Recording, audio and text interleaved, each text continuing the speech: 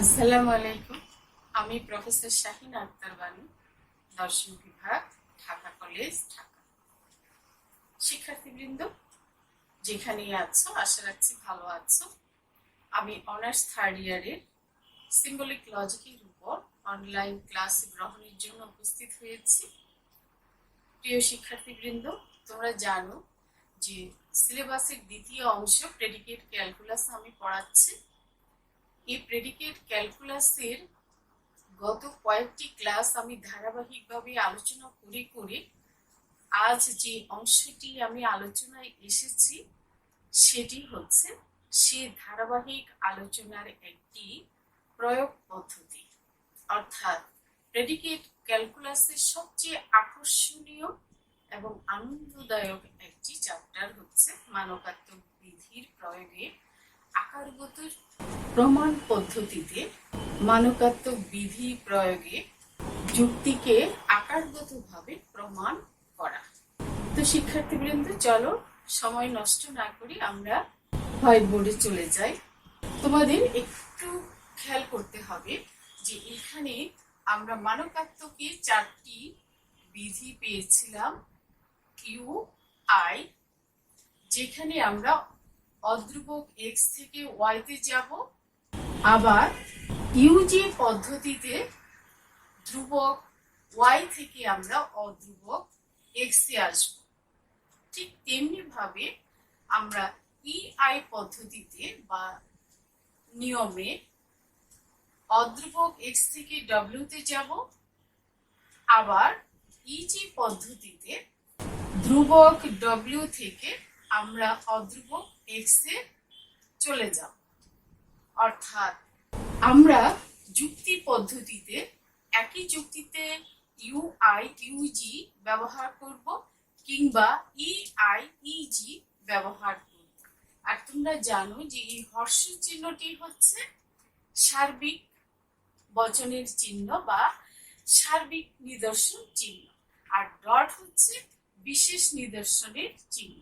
তোমাদেরকে কিন্তু এই চিহ্নগুলো আমি বচন ও বচনাপেক্ষ ক্লাসের অংশে দেখিয়েছিলাম এবং এরপরেও আমি আলোচনায় নিয়ে এসেছি। তোমরা বচন ও বচনাপেক্ষক চেনো। আমি তোমাদেরকে বলেছিলাম যে অধ্রুবক এক্স যখন থাকবে সেগুলি হবে বচনাপেক্ষক, আর এক্স থাকলে এগুলি হবে সার্বিক নিদর্শন বা সার্বিক বচন। আমাদের দুটি মানক আছে, একটি হচ্ছে এক্স মানক আর একটি হচ্ছে উল্টা ইএক্স মানক। আমি এখানে দেখো হোয়াইট বোর্ডে 3টি উদাহরণ লিখেছি। এই যে দেখো, এ দিয়ে এখানে একটি উদাহরণ লিখেছি, বি দিয়ে এখানে একটি উদাহরণ লিখেছি, সি দিয়ে এটি একটু আলাদা টাইপের এইখানে আরেকটি উদাহরণ লিখেছি। আমি ক্রমান্বয়ে এই উদাহরণগুলোতে কিভাবে মানকাত্মক বিধি প্রয়োগ করে যুক্তিগুলোকে বৈধতা প্রমাণ করা যায় সেটি দেখাবো। শিক্ষার্থীবৃন্দ, খেয়াল করো, আমাদের এই যে অংশ এখানে কিন্তু 3টি হেতু বচন আছে, তাই না? এই 3টি হেতু বচনে কিন্তু এক্স মানক দ্বারা আবদ্ধ, অর্থাৎ এটি হচ্ছে সার্বিক মানকের অংশ। আবার এখানে খেয়াল করে দেখো, উল্টো এক্স দেওয়া, এখানে 2টি হেতু বচন আছে এবং দুটো হেতু বচনেই উল্টো ই এক্স লেখা আছে। তার মানে এটি হচ্ছে সার্বিক বচনের হেতুবদ্ধ বা সার্বিক মানক চিহ্নিত যুক্তি পদ্ধতি বা একটি যুক্তি, আর এটি হচ্ছে বিশেষ। তোমরা নিজেরা জানো ইএক্স উল্টা ইএক্স বিশেষ মানকের নিদর্শন। তাহলে এটি হচ্ছে সার্বিক মানকের, এটি হচ্ছে বিশেষ মানকের যুক্তি পদ্ধতি, আর এটি হচ্ছে একটি মিশ্র পদ্ধতি। খেয়াল করে দেখো, উপরের হেতু বচনটা অর্থাৎ 1 নং হেতু বচনটি হচ্ছে এক্স দিয়ে আবদ্ধ, 2 নং হেতু বচনটি হচ্ছে উল্টো ইএক্স দিয়ে আবদ্ধ। অর্থাৎ এখানের যে হেতু বচন দুটি বা যুক্তি পদ্ধতিটি 3 নং, এই যে সি নং দিয়ে সেটি হচ্ছে একটি মিশ্র।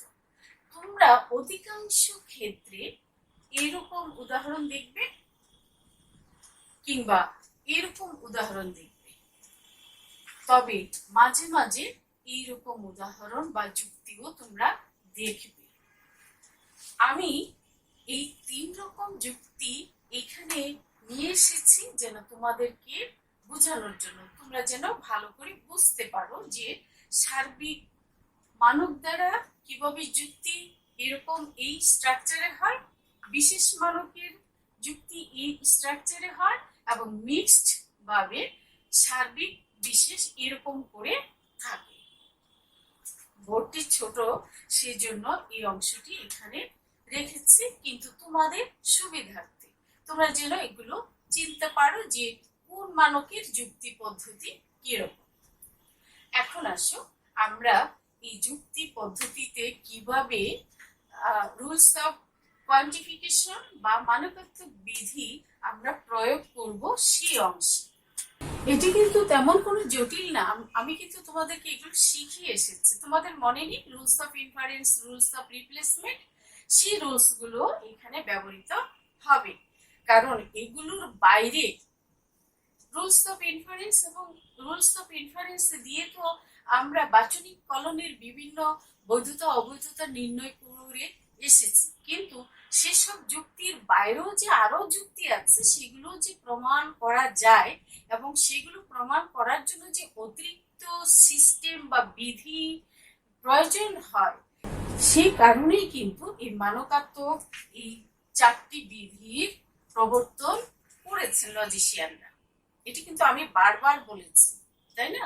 কাজী এই যে মানকাত্মক বিধির এইসব প্রমাণ পদ্ধতিতে rules of inference, rules of replacement ব্যবহৃত হবে, কিন্তু সিস্টেমটা কিন্তু এগুলোকে ফলো করতে হবে। সিস্টেম কিন্তু এগুলোকে ফলো করতে হবে, এগুলোকে ফলো করতে হবে।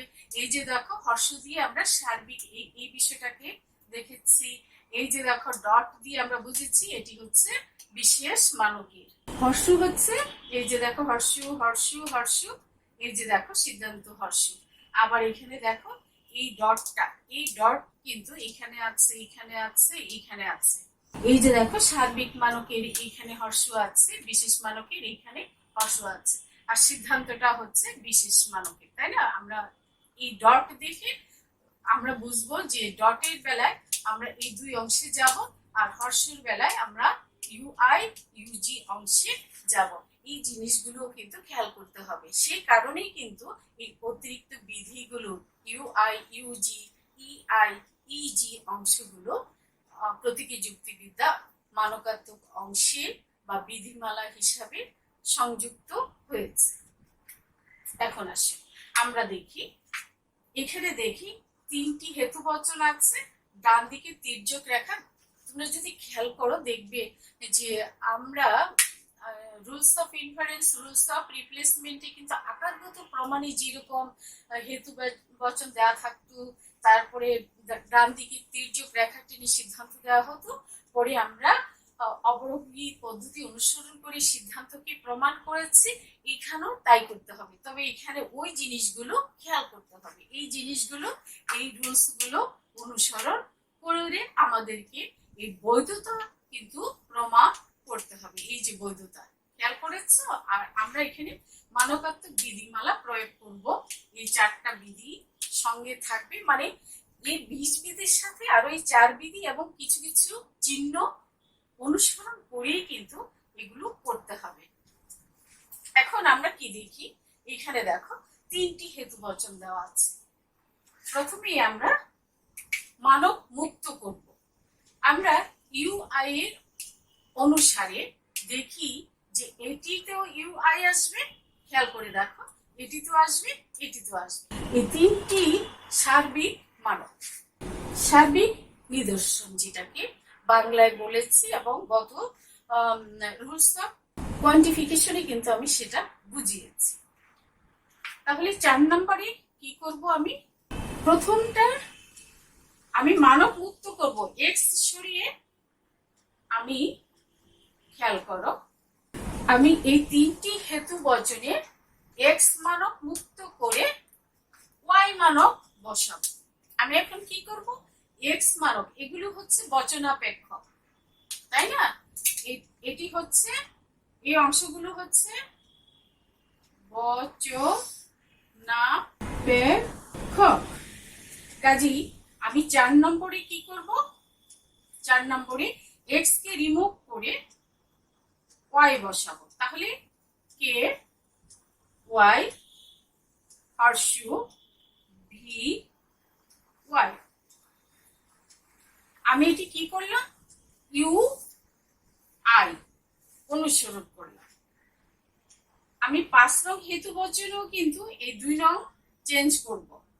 তাহলে এখানে হবে ভি ওয়াই হর্ষু ই ওয়াই। এখন এই 3-এ করব, 3-এ যদি করি তাহলে হচ্ছে ই ওয়াই হর্ষু জি ওয়াই। খেয়াল করে দেখো, আমরা এই 3টি এক্স কে মুক্ত করে এই যে বচনাপেক্ষকের উদ্দেশ্য, এটি কিন্তু উদ্দেশ্য, এটি কিন্তু বিধেয়, উদ্দেশ্য বিধেয়। তোমরা নিজেরা জানো বচন ও বচনাপেক্ষকে কোথায় উদ্দেশ্য কোথায় বিধেয়। ডব্লিউ এক্স এটা কিভাবে বসে সেটা কিন্তু ধ্রুবক আর অধ্রুবক কিভাবে বসে সেটা কিন্তু আমি সেখানে দেখে এসেছি। কাজে এই এক্স গুলোর পরিবর্তে জাস্ট আমি ওয়াই বসালাম। তাহলে কে এক্স বি এক্স হলো কে ওয়াই হর্ষু বি ওয়াই। এরপরে সেকেন্ড লাইন হচ্ছে 2, এই 2 বি এক্স হর্ষু ই x, V Y হর্ষু E Y. এটাও কিন্তু আমি ইউ আই করেছি, তাই না? এরপরে দেখো এই 3 নম্বরটিতেও কিন্তু আমি দুটাই করেছি। 3 নম্বরটি ছিল ই এক্স হর্ষু জি এক্স। এই যে দেখো ই ওয়াই হর্ষু জি ওয়াই। এখানে আমি 3 নং হেতু বচনীয় ইউ আই পদ্ধতি অনুসরণ করেছি। ইউ আই অনুসারে এই 4 নম্বরে এসছে, এই 1 এলো 4 নম্বরে, 2 এলো 5-এ, 3 এলো 6-এ। আমি ইউ আই নীতি অনুসরণ করেছি। এখন আমি কিন্তু প্রমাণ করব এই অংশটি প্রমাণ করব। ফাইনালে আমাকে যেতে হবে কে ওয়াই হর্ষু জি ওয়াই অংশে। এখান থেকে আমাকে অবরোহ পদ্ধতি অনুসরণ করে আকারগত ভাবে অবরোহ পদ্ধতি অনুসরণ করে কে ওয়াই হর্ষু জি ওয়াই পেতে হবে। পেলে পরে আমি এই সিদ্ধান্তটি প্রমাণ করতে পারবো। তাহলে কি করতে পারি আমি এখানে দেখি, আমি কিন্তু এখানে এক্স সরিয়ে এভাবে নিয়ে এসেছি। এখন আমি রুলস অফ ইনফারেন্স বা রুলস অফ রিপ্লেসমেন্ট যেটাই কাজে লাগে আমি সেটা এই পদ্ধতিতে ব্যবহার করব। ব্যবহার করতে হলে আমাকে কি করতে হবে, দেখো আমি কিন্তু এইগুলোতে ব্র্যাকেট বসাবো না। কে ওয়াই হর্ষু ভি ওয়াই, তাই না? এখানে বি ওয়াই আছে। আমি যদি 4 আর 5-এর মধ্যে এইচএস করি, হাইপোথেটিক্যাল সিলোজিজম যেটা রুলস অফ ইনফারেন্স, তাহলে দেখো তো কি হয়, পি হর্ষু কিউ, কিউ হর্ষু আর, তাহলে এসে দাঁড়ায় কে ওয়াই হর্ষু ই ওয়াই। দেখো 4 আর 5-কে এসএস করলাম, পি হর্ষু কিউ, কিউ হর্ষু আর, তাহলে পি হর্ষু আর। এই যে দেখো আমি এই অংশটা এই দুটা 4 আর 5 থেকে আমি 7 পেলাম। কিন্তু আমাকে পেতে হবে কে ওয়াই হর্ষু জি ওয়াই। কে ওয়াই এখানে আছে, জি ওয়াই, তাহলে কে ওয়াই জি ওয়াই, তাহলে 7 আর 6 এটাকেও কিন্তু এইচএস পড়া যায়। তাহলে P horseshoe Q, Q horseshoe R, তাহলে দাঁড়াবে K Y horseshoe G Y. কি করলাম আমি? 7 আর 6 এর মধ্যে এজেস করলাম। করলে পরে আমি এই অংশে কিন্তু খেয়াল করে দেখো কে এক্স হর্ষ জি এক্স, কে ওয়াই হর্ষ জি ওয়াই। এই 9 কিন্তু আমাকে খেয়াল রাখতে হবে যে সিদ্ধান্তে যে স্ট্রাকচারটি আছে সেই স্ট্রাকচারের মতো। তাহলে আমরা 7 আর 6 যদি হাইপোথেটিক্যাল সিলোজিজম ব্যবহার করি তাহলে হচ্ছে P horseshoe Q, Q horseshoe R. সুতরাং P horseshoe R, K Y আর জি ওয়াই এখানে আসে। খেয়াল করে দেখো 9 নম্বরে যে কিন্তু আমরা আমাদের সিদ্ধান্তকে পেয়ে যেতে পারি। খেয়াল করে দেখো আবার আমরা ইউজি পদ্ধতিতে আবার স্বেচ্ছামূলকভাবে ওয়াই এর পরিবর্তে এক্স গ্রহণ করতে পারি। এখন দেখো কে এক্স হর্ষ জি এক্স। কি করলাম আমি?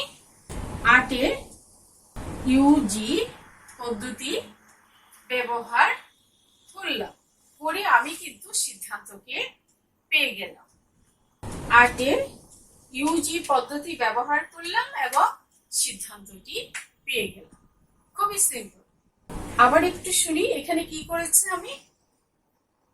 এক্স গুলো সরিয়ে ওয়াই বসালাম আমি ইউআই নিয়ম অনুসারে। আমাদের 3টি হেতু বচনে কিন্তু এক্স মানব দ্বারা আবদ্ধ সার্বিক বচন। কাজে এখানে আমি সেটি বসালাম, একে বসালাম ওই যে এক্স, এক্স এর পরিবর্তে একে বসালাম, 2 এ বসালাম, 3 এ বসালাম। এরপরে 7 এ আমি 4 আর 5 এর মধ্যে এসএস পদ্ধতি অনুসরণ করে আমি 8 নং হেতু বচন পেলাম। আবার 4 আর 5 এ আমি এসএস পদ্ধতি অনুসরণ করে আমি 7 নং হেতু বচন পেলাম, 8 নং নয়। এরপরে 7 আর 6 এর মধ্যে আবারও এসএস পদ্ধতি অনুসরণ করে 8 নং হেতু বচনটি পেলাম, তাই না? 8 নং হেতু বচনে আমি ইউজি পদ্ধতিতে, ওই যে দেখো ইউজি পদ্ধতিতে ওয়াই থেকে আবার এক্স এ রিটার্ন করেছি, মানক বদ্ধ করেছি। আবার এখানে ইউআই দিয়ে মানক মুক্ত করেছিলাম, আর এখানে আবার মানক দিয়ে ইউজি পদ্ধতিতে মানক বদ্ধ করে আমি সিদ্ধান্তকে প্রমাণ করেছি। এই হলো এভাবে মানকাত্মক বিধির সাহায্যে যুক্তির আকারগত প্রমাণ গঠন করতে হয় এবং প্রমাণ করা যায়। এখন আসো আমরা 2 নং অংশে যাই। 2 নং অংশে কি করব? এখানে যেহেতু এগুলো হচ্ছে ইএক্স, উল্টা ইএক্স এর যেহেতু বিশেষ বচন, তাহলে এইখানে আমি কি করব? এক্স এর পরিবর্তে ডব্লিউ ব্যক্তি ধ্রুবক বসাবো। আমাদের 2টি হেতু বচনেই আমি সেটি বসাবো। তাহলে 3 এ হচ্ছে H W dot V W. এটা কি করেছি আমি? একের মধ্যে ইআই পদ্ধতি গ্রহণ করেছি। দেখো একের মধ্যে ইআই পদ্ধতি গ্রহণ করেছি। 4 এ কি করলাম? আবার H W dot K W. আমি 2 নং হেতু বচনেও ইআই পদ্ধতি অনুসরণ করলাম। ইআই পদ্ধতি একে করেছি, 1 থেকে এসে 3, 2 থেকে এসেছে 4। এখন 5-এ কি করব আমি? 5-এ খেয়াল করে দেখো, আমাকে সিদ্ধান্তের দিকে এখন খেয়াল করো, আমাকে KW.VW পেতে হবে।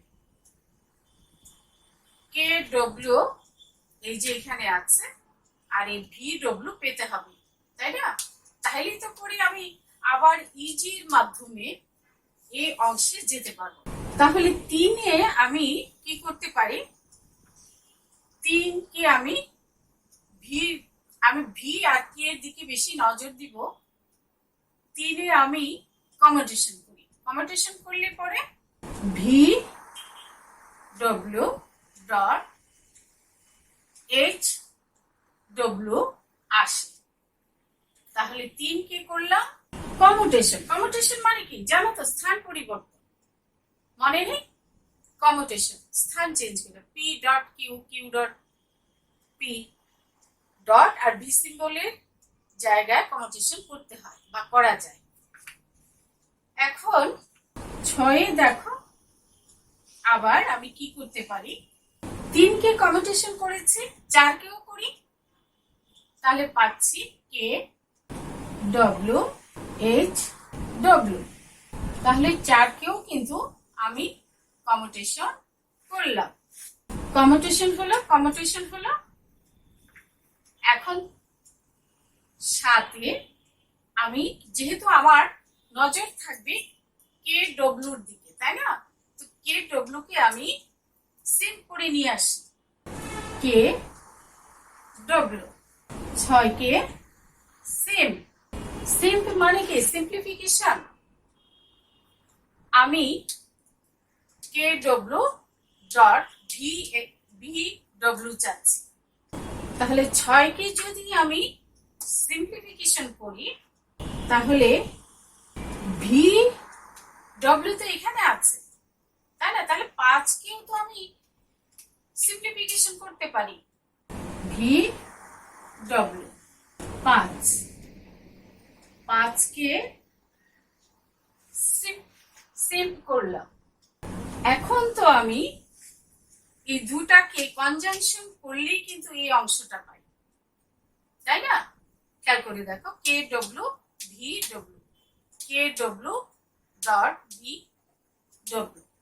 এখন এই দুটাকে কনজাংশন করলে KW.VW। আচ্ছা, KW ছিল 7-এ আর VW হচ্ছে 8-এ। তাহলে 7 আর 8 এটাকে কনজাংশন করলাম, যুক্ত করলাম, তাই না? এখন 10-এ গিয়ে কিন্তু আমি কি করে ফেলতে পারি? EX এ চলে যেতে পারি। KX.VX 10-এ যে আমি 9-এর মধ্যে আমি ইজি, খেয়াল করে দেখো, আমি এই 9-এর মধ্যে ইজি ডব্লুর পরিবর্তে আবার এক্স এ চলে গেলাম। কঠিন মনে হচ্ছে? আমার মনে হয় যে তোমরা যদি আগে নিয়মগুলো ভালো করে শিখে থাকো আর আকারগত প্রমাণ সেগুলো যদি শিখে থাকো বা প্র্যাকটিস করে থাকো, তাহলে কিন্তু এই অংশটি তোমাদের এখন সহজেই বুঝতে পারবে। এই হলো, এখানে দেখো আমি প্রমাণ করেছি এই ইউজি এর মাধ্যমে। এই নিয়মটি দিয়ে আমি মানব মুক্ত করেছি, আর ইউজি দিয়ে আমি মানব বদ্ধ করেছি এই অংশে। আর এই অংশে ইআই পদ্ধতিতে মানব মুক্ত করেছি, মুক্ত করে ডব্লিউ বসিয়েছি ব্যক্তি প্রতীক, আর ইজি পদ্ধতিতে ডব্লিউ থেকে আবার এক্স অদ্রুপক প্রতীকে মানকে বা সিদ্ধান্তে আমরা পৌঁছে গিয়েছি।